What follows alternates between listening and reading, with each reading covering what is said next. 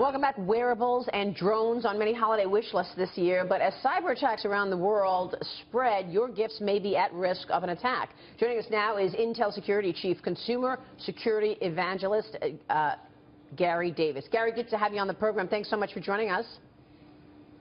Oh, thanks for having me. So what devices are most at risk this year? If I had to choose a category of devices, I would say your smartphones and tablets are the most at risk. But certainly when you look at stuff like fitness monitors and smartwatches, kids' toys, lots of kids' toys today are going to be connected, and those toys are coming to market largely without any concern for security. Yeah, we were just talking about that recently because the terrorists were able to get through, was it an Xbox or one of the video games? Let me ask you what the risk really is. Dick Grasso is here, and he makes the point that it's also those smart appliances in your home. But let's say a hacker gets in through any one of these devices. What do they get? Tell us what the downside risk is. Oh, well, the downside risk is they get unfettered access to everything you have. For example, I think about my own phone. If somebody was to get my phone and get into my phone, they could get unfettered access to every bank account that I have.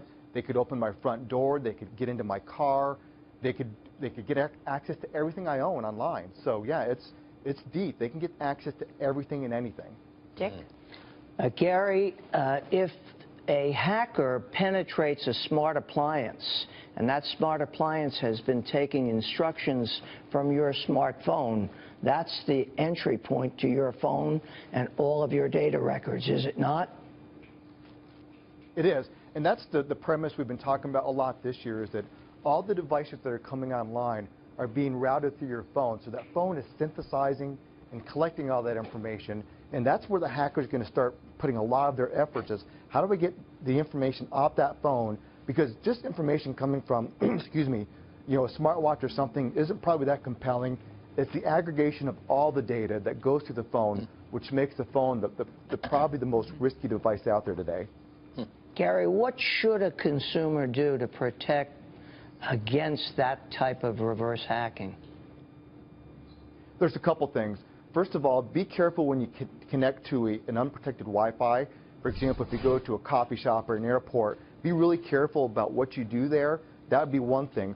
Also, quite often the manufacturers or the operators are making updates to the operating system and your applications. Apply those quickly, because if you apply those, more often than not they have security fixes.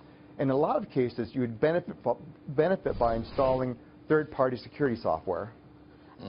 So there are things then that we could be doing to keep protected, like by not using the Wi-Fi and all of that, but there's nothing to do to get in front of this then. Well, there is. I mean, be prudent when you shop, right? Look for devices that haven't been in the news for having a lot of hacks against them.